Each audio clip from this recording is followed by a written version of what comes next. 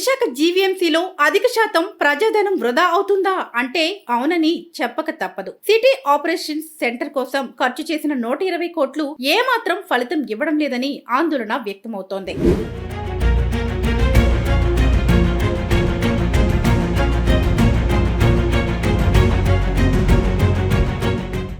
City operation centres కి అనుసంధానం నిమిత్తం నగరంలో 53 స్మార్ట్ పోల్స్ ఏర్పాటు చేశారు. ఇక అత్యవసర పరిస్థితుల్లో ప్రజలు కాల్ చేసేందుకు ఏర్పాటు చేసిన కాల్ బాక్సులు దిష్టి బొమ్మల్లా పడి ఉన్నా సరే అధికారులు పాలకవర్గం పట్టించుకోకపోవడం విమర్శలకు తావిస్తోంది. ఈ కేంద్రం నిర్వహణకు ప్రతి నెల అక్షరాల 1.20 కోట్లు ఖర్చు చేస్తున్నారు. జీవీఎంసీ వాట్సాప్ నెంబర్ కి పంపే ఫిర్యాదులు సకాలంలో పరిష్కారం కావడం లేదని ప్రజలు గగ్గోలు పెడుతున్నారు. నగరంలోని సీసీ కెమెరా ఫుటేజీలను ఇక్కడ పరిశీలిస్తున్న సిబ్బంది మొక్కుబడిగా పనిచేయడంతో ట్రాఫిక్ పరంగా ప్రజలకు ఏ మేలు జరగడం లేదనే చెప్పాలి.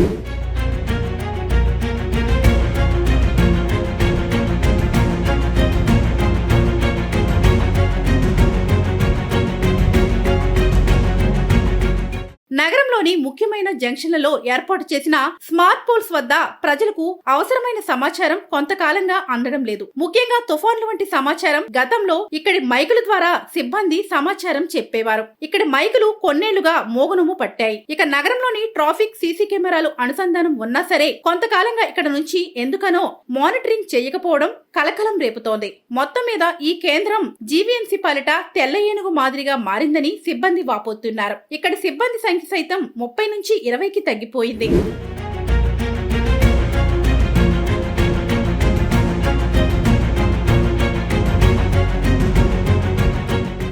నగరంలోని పాత బస్ షెల్టర్ లో టెలివిజన్ మానిటర్లు ఉండేవి. కొంతకాలం ఇందులో ఏపీఎస్ఆర్టీసీకి స్వాగతమని మాత్రమే కనిపించేది. కొత్తగా బస్ బేలు ఏర్పాటు చేయడంతో వీటిని ఎక్కడికి తరలించారో ఎవరికీ తెలియదనే చెప్పాలి. మొత్తం మీద సిటీ బస్సుల రాకపోకల సమాచారం కోసం వీటిని ఏర్పాటు చేసినా సరే ప్రయాణికులకు ఏ సమాచారం ఇవ్వకుండానే వీటిని తొలగించేశారు. ఈ రకంగా సిటీ ఆపరేషన్ సెంటర్స్ కోసం ప్రజాధనం వృధా మామూలుగా లేదని పలువురు మండిపడుతున్నారు. మొంతా తుఫాన్ సమయంలో మేయర్, కమిషనర్ ఈ కేంద్రం నుంచి పరిస్థితిని సమీక్షించారు. ప్రజలకు సమాచారం మాత్రం మీడియా ద్వారానే అందడం విశేషం. కమిషనర్ కేతన్ గార్గ్ ఈ కేంద్రాన్ని ఎలా ప్రక్షాళన చేస్తారో చూడాలి. మరి వాస్తవం ఇంకా టోటల్ అప్డేట్ లేదు చెప్పాలి కదా. మీకు ఎల్ఎన్టీ వాళ్ళు గతంలో చూసేవారు. ఎల్ఎన్టీ వాళ్ళది గత గవర్నమెంట్ లో క్యాన్సిల్ చేశారు. మొన్న కూడా కొన్ని ఇన్ఫర్మేషన్ మా దగ్గర ఉన్నాయి. కొన్ని కెమెరాలకు సంబంధించి బీచ్ లో ఉన్న కెమెరాలన్నీ అప్డేట్ లో ఉన్నాయి. ఏదైతే సైక్లోన్ ఉందో ఆ సైక్లోన్ స్క్రీన్ లో వచ్చింది డైరెక్ట్ గా మనకి వాతావరణ కేంద్రం నుంచి వచ్చింది. దాన్ని బేస్ చేసుకొని మేము చూసాం. కానీ నేనే చెప్తాను,